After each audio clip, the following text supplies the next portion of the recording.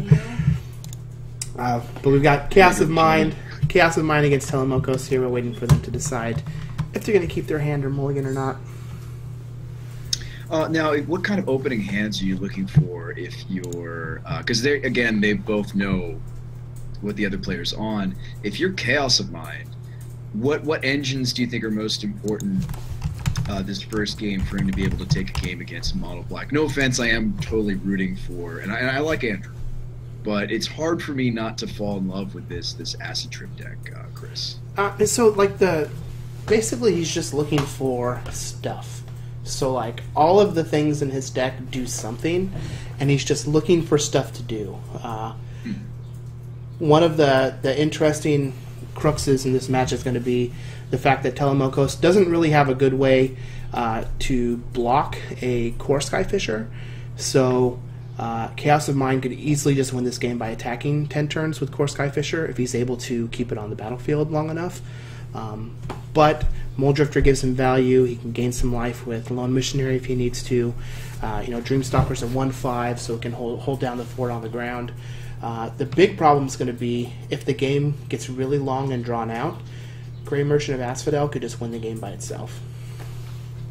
As we have seen earlier, I don't know if you guys are just tuning in now, but that was insane, Chris. Like, both game 1 and 3 just absolutely came down to double Merchant. I believe it.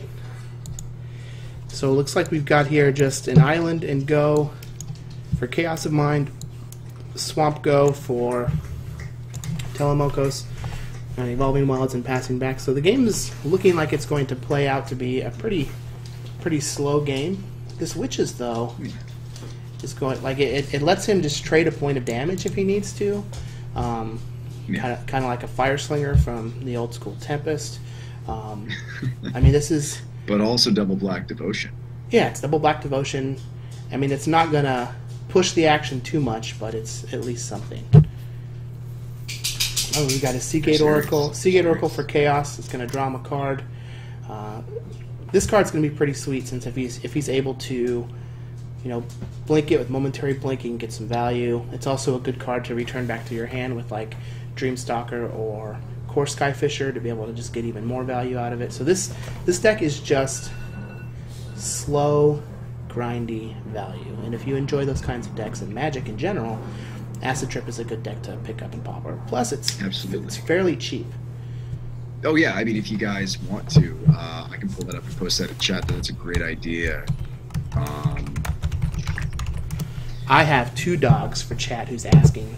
If you hear them snoring or shaking in the background, I got 2 pugs.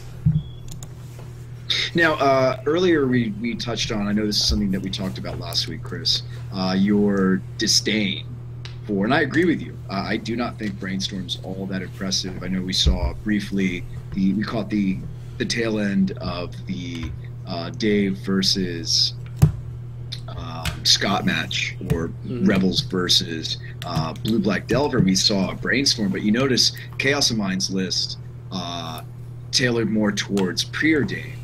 What are your thoughts on Preordain and maybe Ponder as far as cantrips in the Pauper form? I know we touched about this last week, but for some of our new viewers tonight. Yeah, I mean, I think that Ponder is number 1, Preordain's number 2, and then Brainstorm is playable if you have a whole bunch of Evolving Wilds and Terramorphic Expanse, or if you're playing with Squadron Hawks. So, like, that is what lets Brainstorm be good. But for the most part, I think it's just worse than Ponder and Preordain. Maybe Brainstorm makes somewhat. I mean, again, I'm not a huge fan either. Maybe it makes somewhat sense in these Pauper Delver lists, because maybe they're okay with it not being a quote unquote, as far as the legacy community is concerned, a perfect Brainstorm or vintage for that matter. Maybe it's just so important to flip the Delver that they use it. I don't know. That seems so bad though, just to flip a Delver. You can use Preordain. Yeah, like Preordain and Ponder can also just flip your Delver, right? Pretty consistently. And the format isn't so breakneck in speed that you have to like make sure your Delvers flip as early as possible. This is interesting, though. So we had a Disfigure on the Seagate Oracle, and then a Witch's activation targeting the Seagate Oracle. But Momentary Blink has blinked that Seagate Oracle, countered the Witch's activation, effectively countered the Disfigure, and drawn Chaos of Mind another card. Like I said, this deck is just purely going to try and eke out as much value as it can over the course of the match. Oh, yeah, it's beautiful. I love Momentary Blink, Chris. That card just oozes value. Did you play any of the flashback drafts? I did not. I did not play any, and it's because, and I'm probably in the minority, I just didn't really like Time Spiral Draft. You weren't a huge fan? Yeah, just not a huge fan. Fair enough. I'm not going to accuse you of anything here, Chris. You know, this is a safe place. But I had some fun. I actually opened a Damnation on stream. Oh, is that worth like 1 million tickets? It is worth 13. That's basically 1 million. So, well, I made my money back immediately and then some, which was great. Because I don't like how expensive the flashback drafts are. Don't you think it should be cheaper? I don't know. How much are they? It was 10 tickets to play. Oh yeah, that's pretty expensive. So, like, sure, I opened a Damnation, but it took me 10 tickets just to play, so I only made, like, 3 tickets. It's a really pretty Damnation, though. It's beautiful. Fair. Elegant. Kills everything. All right, well, we have a Disfigure and a Witch's activation is going to take care of that Seagate Oracle finally, but a really interesting part here is that Telemokos only has 2 lands, and one of them has been hit by a Spreading Seas. So Chaos of Mind is really pulling ahead in the mana department here, and he does have a second Spreading Seas in his main deck. So if he happens to find something like a Heliod's Pilgrim, he could just go get another Spreading Seas and Spreading Seas that other swamp, and just completely shut Telemokos off of casting any spells. For serious. I express the same feelings, by the way, Connor. I wish that there was a Swiss option, because as a streamer, like, singleton rounds, that's not all that exciting. Like, all that time spent building, like, I don't know how you feel about this, Chris. I don't know if you're more interested in Swiss or single elimination. I'm not that interested in single elims, even though that's like better EV because you're getting through games faster. You also have to realize that as a streamer, that's less content for your buck. Like, that's less magic for me to stream for your ticket. How do you feel about that, Chris? Because you're another streamer. So I have 2 thoughts on it. One, I enjoy doing constructed more than limited in all of the games that I play while streaming, just because I think it's more engaging for the viewers, because you're able to build the narrative that you want and keep that narrative going from match to match, deck to deck. 2, I prefer single limb when I'm doing limited, because I think the most exciting part of a draft is the draft portion itself. And like I would rather have high risk, high reward, and just get on to the next draft if I happen to lose one, than play out more Swiss matches with a draft deck that's lost. I see. But again, that's just me, because I enjoy watching and doing the drafting portion more than I do playing. And it's funny, as I get older, I find I have just ADD, so I just want to do more stuff. Oh wait, this play is super valuable, isn't it? He gets to Skyfish the Seas. Yeah, so we get Skyfish the Seas and then just replay it on the other swamp. And again, here we're gonna have this Skyfisher is a 2/3 that can't be blocked. Oh, he's just gonna play the Seagate Oracle instead. I mean, I think that's fine. Just puts another body. It insulates the Skyfisher from another Chainer's Edict, which is real important.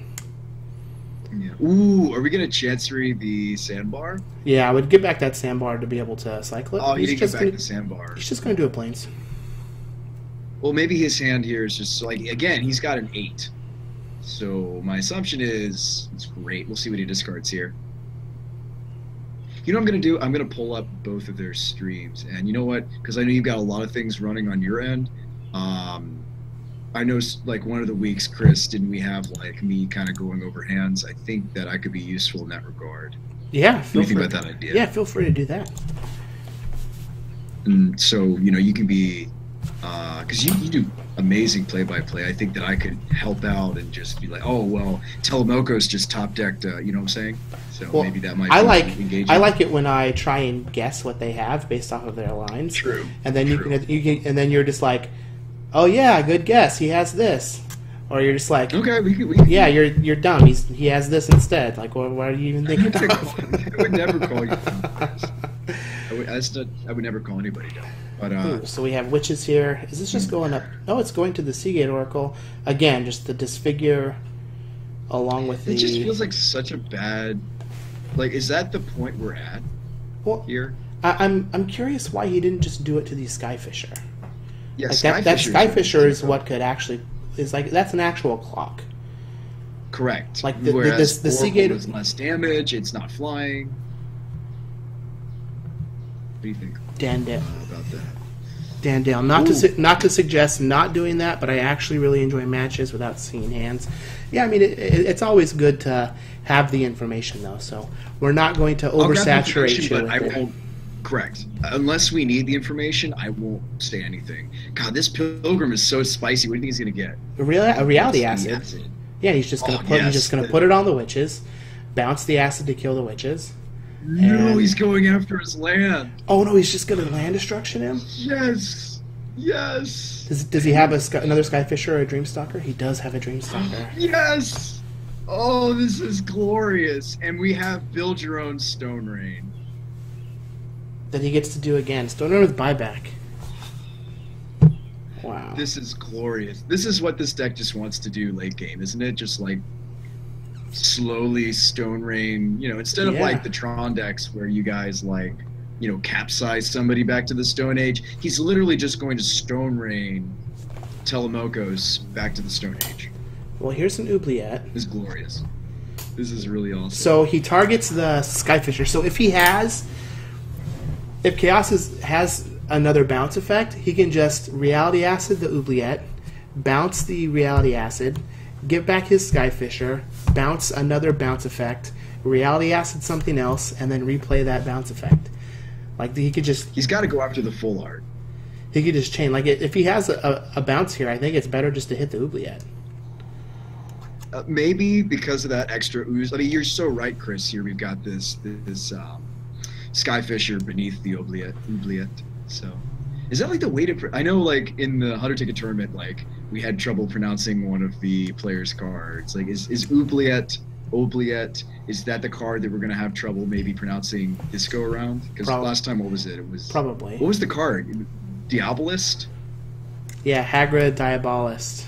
No, but you wanted to call it Diabolist. I mean, I can't pronounce anything at all. I'm pretty sure that every time I'm live on the internet mispronouncing cards, I'm just building towards the point where my wife is just going to kick me out of the house because I can't pronounce anything correctly.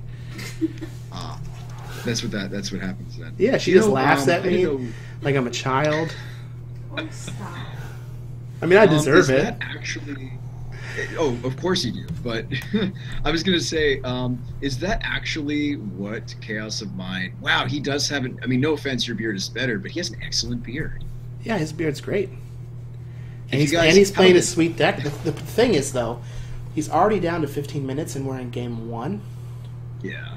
So, like, this deck is cool, but Telemokos is just going to scoop it up. He's going to say, you know what? You got to beat me. I'm not going to try and win on time. I'm going to be a gentleman. I like that from Andrew. And Andrew, of course, can we give him a shout out once again? I know we did that maybe last stream. He is the guy that designed the wonderful graphics that Chris and I were using tonight and going over.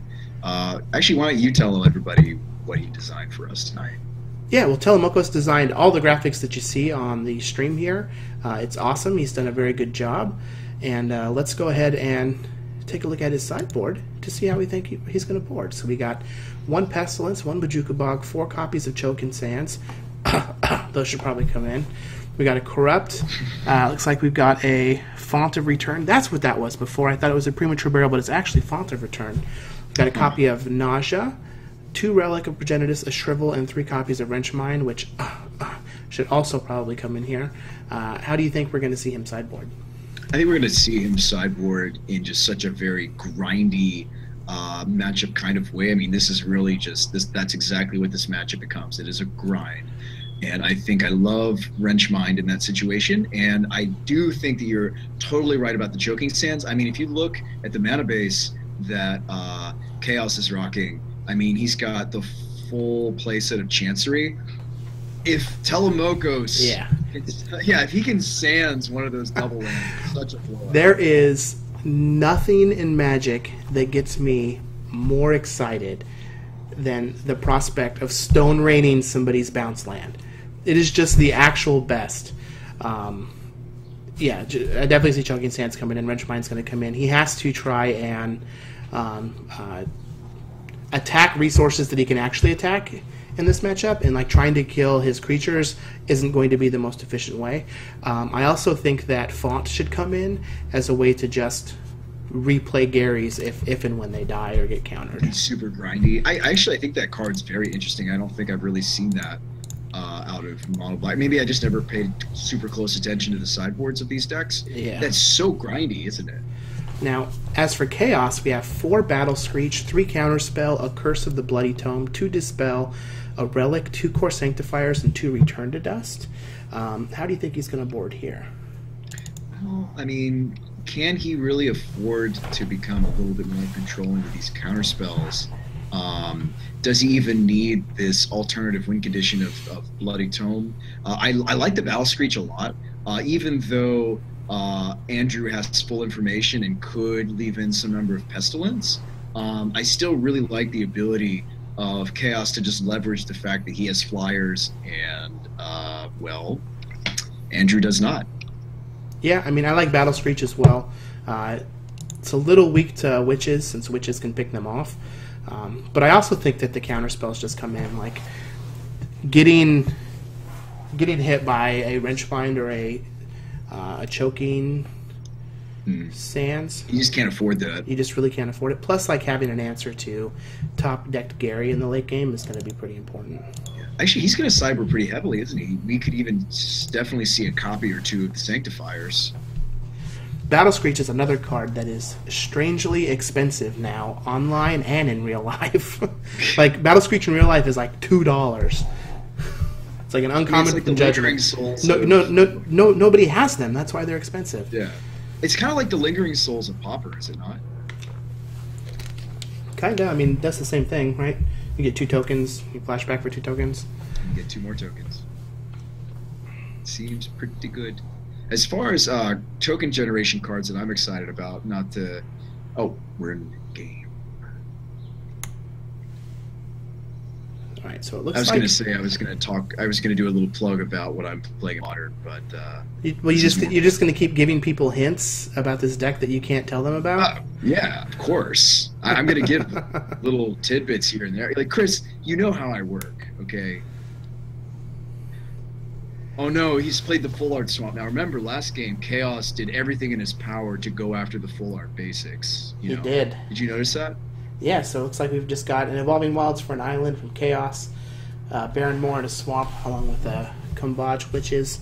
So this is going to provide him some good defense and offense against something like Battle Screech. Chaos is going to slow him down with the Spreading Seas, but I'm surprised to see that he kept Spreading Seas in. I think that's a card that could probably be cut. Yeah. Like, this is just a mono black deck. You're not really going to be able to cut him off of colored mana unless things are going very well for you, and then at that point you don't even need the Spreading Seas action. I'm interested to see what he actually cut to leave in Spreading Seas. I agree. I mean, Spreading Seas, obviously mono black can't run it. On the flip side would be good against, I think Spreading only stays in if you're up against things like Tron or some of the bounce land decks of the format, right? Wouldn't you say, Chris? Mm-hmm. Another Seas? That's both Seas. Yeah, that is. It's actually fine. That's both Seas, and it's actually really good in this spot because Telemokos is just short on lands again. Yeah. Oh, well, we got another swamp. Okay, so he's fine. Well, for now. For now. That swamp could very easily get hit with a Reality Acid and then be destroyed next turn. Correct. I mean, the deck runs quite a bit of mana. I mean, it's a 23 land deck, right? That he's rocking. It can sideboard into a 24 land deck with Bojuka Bog. I wonder if Andrew had the heads up to do that, to board in the extra bog just as another, I mean, albeit a tapped mana source, but just another mana source, because, you know, that's kind of what, you know, KaosOfMind's Acid Trip deck is really good at, is it not? Like, it looks like it's really nice, has that, like, recurring land destruction, and you know, Andrew can't really fight that, can he, Chris? They're enchantments. Like, enchantments have naturally always been good against black or blue decks. There isn't efficient removal for the acid. Yeah, I could see that. I definitely would do that for Game 3 if we have a Game 3, now that he sees that Spreading Seas is being left in. I probably wouldn't have done that just normally, although, like, these games are probably going to go very long, and so, like, my inclination is to think that, you know, I'm going to be hitting land drops because the games are going to be going long. And on the draw, there's a chance that maybe I even just board out a land. Yeah. This hand is fascinating. So both players, I mean, do you guys want a spoiler alert? Ooh, well, here's that I'm font asking of you, return. Chris. Here's that font of return.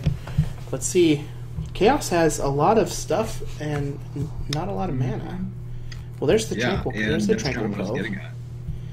Tranquil Cove's going to bring him up to 18. Useful. With all those ways to return lands that he's stuck in here, you know, lands that do something when they enter the battlefield seem sweet, or like the cycle lands are relatively popular in these lists. Yeah, I really like the cycle lands. I'm surprised they're not played more of, to be honest. The other thing that's interesting to me in this Pauper format is there are a lot of sub 20 land decks. There are a lot of them. Yeah, I mean, are those the same decks that are heavy on preordained though? Because or ponder, I think that might actually be. Well, so there's like three camps. So they're like blue decks that are shaving lands because of cantrips. You have like linear aggressive decks like elves and goblins, and then some of the Tron lists that just play like all the baubles and expedition maps just play less than 20 lands because they have, you know, virtual infinite mana. That's got to be a greedy at some point, isn't it? I feel like that's what you're getting at, and I would agree. Well, there's that Bojuka box, so it looks like Telemokos did board up an extra land here in the matchup. He's got one in the main, but it's possible that that's the sideboarded bog. That's true. I actually would have probably brought it in, even if I just cut another land, just as a way to interact with Momentary Blink. And not only that, I mean, just having that extra mana source, it just seems relevant here, right? I mean, again, I touched on it a second ago. Like, he can totally just stone rain Andrew right out of the match, as we saw game 1.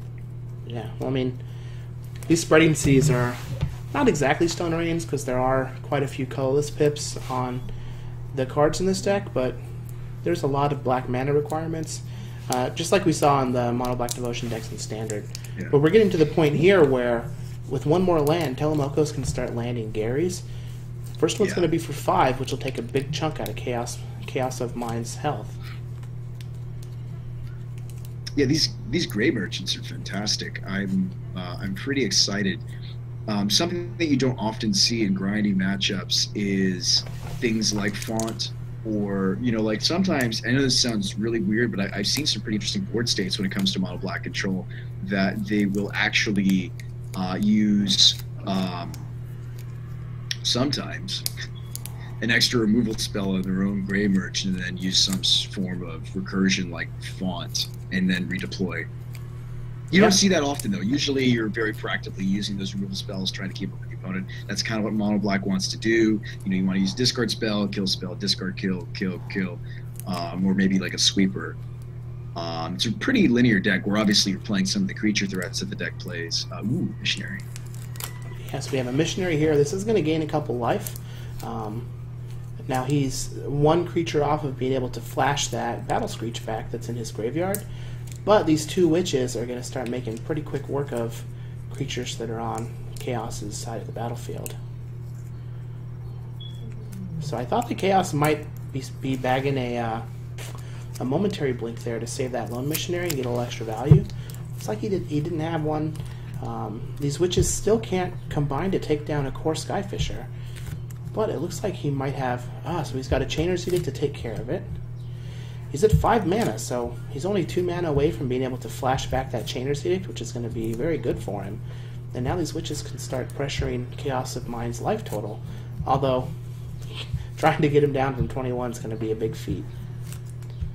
Yeah, I mean, we may have some time for Chaos to draw out of this. It does look currently to be in the favor of Andrew, our mono black player. But you know, both players' hands are relatively... It looks like both hands would really benefit from more mana. So, Telemokos is just going to play a 3rd Witches. That's going to bring his devotion count up on the battlefield currently to 7. So if he does find a Grey Merchant, it's going to drain for 9, which is a pretty big game. Also, these witches can combine to kill a 3 toughness creature. Now, he will lose one of his witches in the process, since Chaos gets to choose where that damage goes. But, you know, it could just be something as simple as getting in a couple damage here and there, and then just attacking with some 1/3s and pushing through. Yeah, I mean, the Witches does indeed have a drawback that I think a lot of players maybe overlook. I mean, your opponents do get to deal damage where they want to. Alright, so it looks like Telemokos was going to cast a spell, changes his mind, decides to go to his combat stuff instead. He's going to crash in with 3 witches. And then let's see what he has post-combat. Is this a Gary? Oh, yeah. I think we're going to see 7 from Chaos. Maybe a counterspell? There's one of those sideboard counterspells. Now, Light Border 7th edition. Now, this Font of Return can get back that Grey Merchant. So that's very heads up by Telemokos to bring in that Font, anticipating some counterspells for his Garys. Both players are just kind of trying to level each other. Yeah, I mean, and I think we're going to see a lot of that in our tournaments, right? Because deck lists are public. What's interesting is the play you spoke about just a second ago, Chris, the triple tap witches. I think we're going to see that now that we're probably going to have Andrew eventually use the Font anyway. So he'll just get back that witches as well. Because if you guys don't know, Font of Return is 3. Yeah, so he could very easily just use the 3 witches to kill something, let one of his witches die, and then rebuy that along with the Grey Merchant with his Font. This Dreamstalker, though, is going to put a 1/5 on the battlefield, which plays some defense. He's going to get a little bit of value off of recasting that Spreading Seas. And he has a lot of cards in his hand. Yes. But there's a chance that running Grey Merchants to just take this game. Yeah, and that's kind of been the story of the night, hasn't it?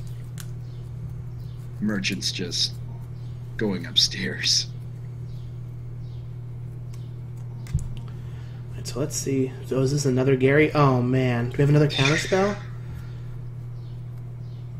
We do have another counterspell from Chaos. So this Font is just going to be like, all right, well, I'm just going to draw 16 points of burn out of my graveyard. Try and kill me with your 1/5s. Yeah, I wonder. Gosh, this Font is just... I was not very impressed with the card, but I am changing my tune, Chris. I am surprised he didn't attack with the witches there. Free 2 damage? Yeah. Do you think at this point that... Because I've seen this from mono black players because they just had like such life gain potential. Do you just start shooting with the witches in the end step? I know it's not all that exciting. But... Well, he can't do all 3. I guess he can like just do 1 and see where he puts it. And if he puts it on one of the witches, then you just do 2. Correct. Which is still fine. I mean, you really just want to get him to 16 so that the 2 Grey Merchants can kill him. Yeah. I think this is fine. I mean, Kumbaj, obviously it's a little awkward. Okay, we have Battle Screech. Ooh, yeah. So this is... I don't know if I like this from Chaos. Well, he doesn't have another white creature, so he can't flash it back. Well, there's the Lone Missionary. So I think that I would kill one of these birds so that he can't flash back the Battle Screech. And I think that was a sequencing mistake by KaosOfMind. So I think that he probably should have played the Lone Missionary first and then cast the Battle Screech and forced Chaos into using a witch on the Lone Missionary instead of a bird. Yes. Hang on a second. Let me ask you something, Chris. Because it's relevant to just a second ago. If Andrew had shot the missionary in response to the missionary trigger, because Battle Screech is a sorcery, wouldn't that have turned off the potential for Chaos to flashback this Screech? Correct. He also could have shot one of the birds in response to the lone Oh missionary. yeah. I'm sorry, I didn't have to be the missionary. You're totally right. Yeah, which is why I would have liked seeing the missionary cast first. You were thinking the same thing I was there. Good. I mean, yeah. I mean, anytime you have the opportunity to cut your opponent off of an onboard trick like a flashback, you should do it. I think it's going to work out just fine, though, for Andrew, despite that, right? I mean... Oh, yeah, this is going to be fine. He's able to just handle some birds. The witch's pings are going back to his face, so he gets to use all three. This is just all gravy at this point. Mm-hmm. For sure. Yeah, double counterspell draw is actually great, being able to slow down these merchants, but there's just so much inevitability with this font. And, again, Okay... We've had a couple upsets tonight, Chris. Okay, let's be honest. We had Elves, which we thought was going to absolutely crush Mono Black. Crushed by Mono Black. We thought that Mono Black was going to beat Elves. We did? Yeah, because it can't beat Pestilence. Okay, well, I was hoping Elves Now, would have it looked like Elves was going to crush Mono Black. He just beat the tar out of him game 2. He was miles ahead game 1 and lost to Top Deck Gary's, and then was miles ahead game 3 and lost to Top Deck Gary's. So, like... Yep. We had some upsets. Oh, or no, that wasn't an upset. That was so this draw of that fourth Witches is so good, because now this turn he's able to play the Witches and still be able to use Font. These Garys are going to drain for 11. Yeah, I mean, like, we're just going value town. I'm assuming Andrew in the end step's just going to use the font, right? Yeah, just font back 2 Garys. This seems really disgusting. I mean, Mono Black has always been a really sizable player or force to be reckoned with in Pauper, but just like it's really on display tonight for all of us to see, isn't it, Chris? Yeah, it's real. It's been doing pretty good. And it's not even so much that Mono Black, it's that Grey Merchant of Asphodel has just been making some dirty deals all night tonight. It'll be interesting to see what happens as the tournament moves forward, because there weren't any Mono Black decks in Group A. Both of them are in Group B. So, like, what's going to happen? A third counterspell! The third counters. Whoa. Yeah. So this that's the last one. Yeah, he's gonna kill the Mole Drifter now, which is I like that. Yeah, that makes sense. God, wow. Chaos is just hanging on by doing some tempo plays with these counter spells. I gotta see his hand real quick. Hang on a second. Man, now it makes a little more sense that he's been sending these pings back up top. So he doesn't have a fourth counterspell though. So this next Gary is going to hit for 10. I'm looking at Andrew's expression right now. He shook it off. He's like, well, you know what? This next one's going to hit. So he's just like, whatever, man. I got this. He's taking a nice swig of water, just kind of. He's going to evoke the Mole Drifter. This means he might have a momentary blink in hand, so draw 4 could be real good here for him. Although those 2 witches, I think it's better. Those 2 witches can stop that. Correct. So he's just going to draw 2 with the evoked Mole Drifter. Let me ask you something. This matchup seems like it really is about because I think pound for pound card. Oh, there, Journey. Okay, that'll cut off a little bit of the devotion. Yeah, that's going to help. He still needs to try and stick some clock to try and finish this game out. Yeah. I mean, even gaining 8 with Gary here is going to put him ahead on the race with the witches. Mm-hmm. I mean, I still think you slam. Maybe you don't immediately slam Merchant now. Like, I mean, because Andrew's got some other Black Devotion cards, like plays he could make first. I mean, if he has an oubliette, I would definitely oubliette that Journey. Well, again, you don't seem to like spoilers, so ooh, the acid is here. Yes. That was his draw off the Drifter. The Journey and the Acid were draws off. That was a very nice Mole Drifter draw. God, that card is so good, Chris. I know we touched on that. Yeah, isn't it great? Yes, it's disgusting. I think Mole Drifter is probably the best card in Pauper. Card's stupid. Very good. Oh, you need a divination to fill out your curve? Great. Oh, you can't Oubliette Journey? No. It's not that good. He's just going to Gary for 10. Okay. Get in. This seems fine, actually. This For puts 3.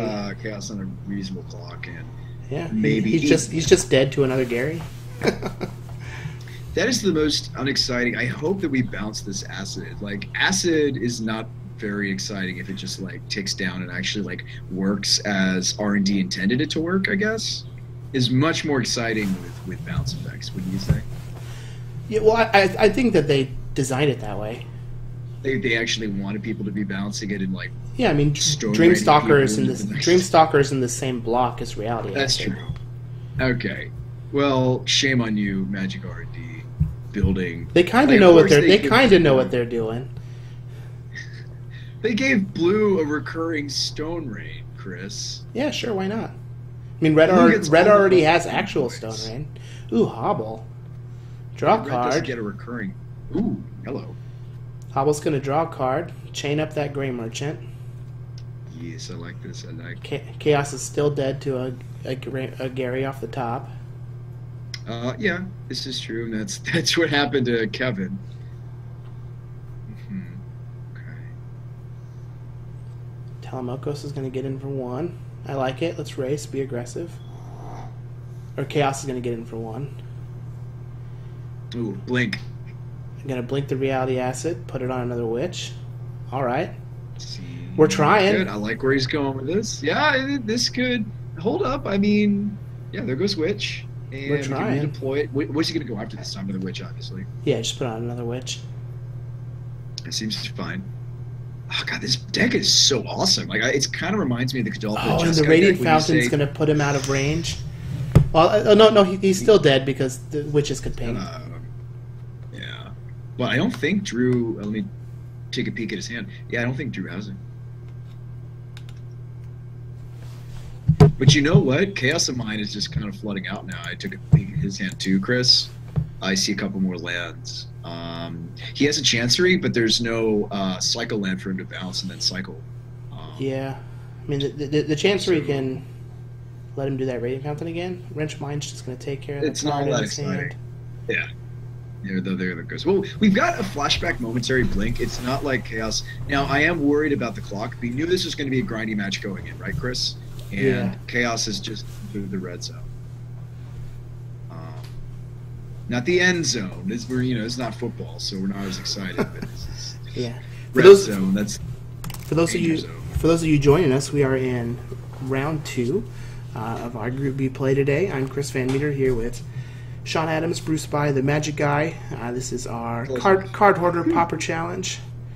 Sean Abrams, not Adams. It's our Cardhoarder Pauper Challenge. Chaos of Mind is on Acid Trip. Telemokos is on Mono Black. And we are in Game 2. Chaos of Mind is up a game, but here's the interesting part. If Telemokos pulls this game out, Chaos has just under 5 minutes to win another game. That's not going to be very easy. He needs to really get... Maybe I should tell him. I can't. We're not allowed to interact with these guys when they play. But I want him to get a move on. No offense. I'm always rooting for the beard. No offense to Andrew. He's a great guy. But, like, there's less beard on his stream. Ooh, so he's going to blink the Stalker, get back his hobble the Gurmag Angler, draw a card. God, this is so much value. I love the hobble. God, hobble is such a great meta call because, like, there's a lot of angler decks in the format, and there's a lot of angler decks in our Pauper tournament, Chris. So he's going to Skyfisher. Let's see, what's he Skyfishing? Oh, the Reality Acid. Yep, that makes sense. You could also Skyfish the hobble. But he does not want that Gurmag Angler attacking. Yeah, you want to lock down the angler. Like, you want to time blinking the hobbles, right? Telemokos is just going to keep working that ping action. You know, it's a little. I mean, and Andrew's like he's not that kind of person. But maybe what's a little frustrating is I wonder if it was the Quadra Kumbaji Rich draw that maybe because like. Well, okay, no, that's not true because there's a big disparity in the clocks, right? There's like a 6-minute difference between Chaos and Andrew here, Telemokos, Chris. So, you know, like saying something like, oh, well, the Kambaji witches maybe took away some time from Chaos's clock. There's some truth to that, but because there's such a disparity in the clocks, I think it really was Chaos maybe not maneuvering some of these really grindy interactions as quickly as he would have. Chaos also didn't apply pressure game 1 and was just working on Telemokos' mana, and Telemokos conceded. Yeah. Which is very, you know, like again, like because Andrew, you're right, and I remember you mentioning that he could have just played it out, even though he was getting stone rained a bunch. But yeah, I mean, like we may still. I hope that time isn't a factor here. I think we're going to see the conclusion of this game. I just worry that it's going to be a factor for game 3. Wouldn't you say, Chris? Yeah, it's definitely possible. I mean, I hope that's not the case. Like they didn't have to like wait for us to play their match, so it's not like how about this? Coverage affected it at all. Well, wait, is that when we blue screened when they're already? No, we blue screened last round. Okay, then why were they waiting? Were they just waiting? They did. I'm saying they didn't wait for us to start their match. Like we did not affect their time. But in chat, it looks like they're wanting to coordinate playing a game 3 to its completion if it needs to go to a game 3. Really? Andrew started that one, or they just decided they want to have that happen? Yeah, let me chat in here really quick. Yeah, figure that out for us, Chris. That's interesting. I mean, Andrew, of course, he's a huge proponent for just I guess he's a little bit like me. I actually like him quite a bit. Or yourself, Chris. He's really, and just I guess the Cardhoarder guys in general, just really huge proponents for just good, clean Magic. Mm-hmm. So if Andrew, even though he would take the match due to that, wants to coordinate a match 3, I'm down for that. Well, we'll see if it comes to that. I'm gonna post in our Slack chat just to see what the actual rules are for the event. As much as it's cool, just to like let the players determine what they want to do, and this is an actual rules. Organized event, so we gotta have to go with what the rules are with for prize money. So, actually, Nathaniel's on vacation, is he not? He is, but he's in our chat. Well, he doesn't leave until tomorrow, so. Okay, perfect. We can figure this out. That's interesting. We haven't really had that happen before, where the players want to play game 3 and don't want the time to necessarily hinder. Yeah, well, I mean, this is also the first match. This is also the first time that we've had like an acid trip deck actually do its thing. True. I don't know. Things I build have been pretty grindy too, though, Chris. If I was playing in this Pauper tournament, I actually would have maybe sleeved up teachings. It takes forever. Ooh, here's another Grimag Angler. So yes, a beautiful, beautiful. Actually, you know, I wonder if he was supposed to tap the Bajuka Bog for that play. Maybe he has a. Let me take a look at his hand. I mean, he obviously left the Chainer's Edict intact. Or hang on a second. 1, 2, 3, 4. He left the. No, he just fully paid for it, didn't he? Ooh, Crystallization. This card is really cool, by the way. The Crystallization. Yeah. So when enchanted creature becomes the target of a spell or ability, you exile the creature. I think there are some inherent synergies here. I'm trying to remember. Aren't there some really cool things that you can do with the crystallization? There's a specific reason they run crystallization over like I can't remember why. I'll have to look at his list real quick to remember. There's a reason they run that over like just like a pacifism. I'll try to figure that out. Yeah, I'm not sure. Well, he's just going to crash in for 6 here. Yeah. Oh, Witches is going to kill one of the birds. He's still going to go to 1. He's going to go to 2. Maybe somebody in chat knows.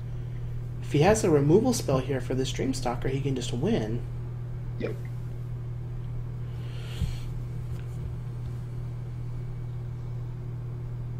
This is very, I mean, again, if Chaos, uh-oh.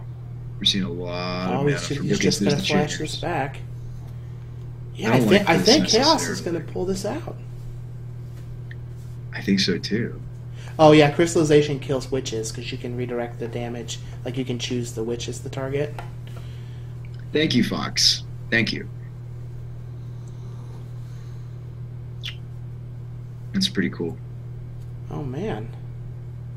Wait, why did Chaos sacrifice his Dreamstalker? Ooh, that was weird. Was that? Did he just kind of? And What? now Telemokos just conceded. What happened there? What does chat say? Their game chat. Nothing. Let me pull that up as well. What just happened?